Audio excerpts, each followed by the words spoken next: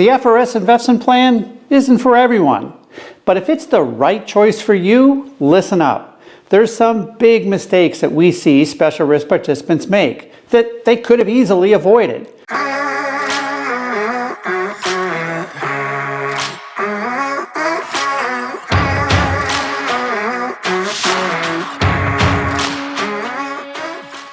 We know the FRS Investment Plan is the right choice for really just a few of you, but that's not what this video is about. What we're going to talk about are the mistakes that we see participants making that are costing them big money and that could have easily been avoided if they were just aware of them. So let's get started. The first mistake that we see, and probably one of the most common, is pulling the trigger too soon and switching from the default pension plan to the investment plan too early in your career. Now, if you're not special risk, this doesn't apply to you because regular class defaults to the investment plan. But if you are special risk and you've decided the investment plan is right for you, at some point you need to make that second election to change from the pension plan to the investment plan. But when? There's a lot of variables here to consider. Your expectations around your future pay, when you plan to retire, your age, your years of service, they all factor in. Even how aggressive an investor you are and are comfortable being can make a difference, which we'll talk about in a minute.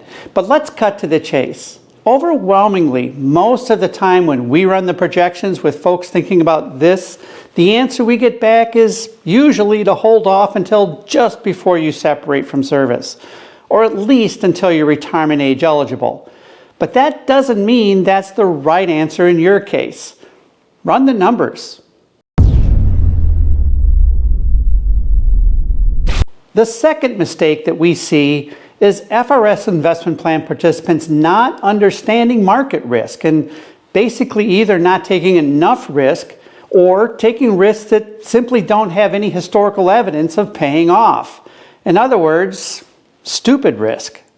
Now in that first category, not taking enough risk, the typical scenario we see is a participant who creates an investment plan account that historically doesn't have much of a chance of meeting or beating inflation or the cost of living. They may feel good about their plan not having much volatility, but what they don't realize is they really don't have much of a chance of having real growth. I look at the plan like that with lots of safe, low expected return investments in it, and I see a person basically setting themselves up for failure. And it's a shame. The second category, what I call stupid risk, is the participant who's using their investment plan account to buy individual stocks that they think are going to outperform the rest of the market. Or, and maybe in addition to that, they're trying to time the market by participating when times feel good to them and laying back when things get a little bit dicey. The reality is that all the data points to this investor to having sub-market returns over the long haul. Now they'll get great returns in time periods when they almost couldn't fail, like a year we're having now in 2024, for example. And that'll bolster their thinking that they know what they're doing. But what I'm saying here is, over the long haul, the evidence is overwhelming that for the vast majority of investors, they would have been better off just buying equal shares of everything in the markets than trying to outsmart it. And unfortunately, when they finally realize this, if they ever do, they'll be that much closer to retirement and will have lost the most precious commodity they had, time.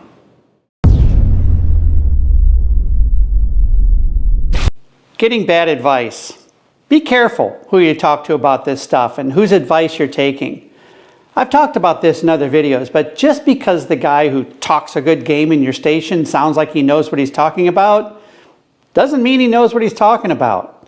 You might want to think about getting a second opinion. Same with professionals too. Look, investment consulting is just one of the many things a good wealth manager should be helping you with if you're using a professional. But like any other profession out there, some are just better at it than others. Maybe a second opinion here might be a good idea too. Investment policy. Two words you don't hear together very often and something we see even less. Investment policy is knowing exactly how you plan to capture the return that markets produce, what you'll do when markets go up, and what you're going to do when markets go down. It's typically written down, and it's the basis of your investment strategy going forward. We believe that investment policy should have evidence behind it that shows that it actually works, time-tested and proven, typically coming from the academic side of market research, not the Wall Street side. The importance of having an investment policy is that it brings in discipline and takes out the emotional component of decision making by having a clearly defined strategy, like a roadmap to follow. Without an investment policy, I simply wouldn't even consider the investment plan side of FRS. Having a poor or non-existent investment policy, to me, would be like setting yourself up for failure, and you can't fail at this. Your security and legacy depend on it. If you're in the investment plan, or if you're considering the investment plan, and you'd like to talk to an advisor that isn't going to try and sell you an annuity or a life insurance policy or some sort of high-cost mutual fund program, in other words, a fiduciary, fee-only advisor, we'd welcome the opportunity to talk and see if we here at Northstar might be a good fit for you. Give us a call and let's talk. I can tell you only one of three things is going to happen. One, we're not the right firm for you, and if that's the case, we'll point you in the right direction. Two, if you're doing a great job, you don't need us. Keep doing what you're doing and know that you're on the right plan. Or three, maybe we can add some value to your life and we'll explain how that works. In all three cases, you'll be better off. That's our goal. So hey, thanks for watching and stay safe out there.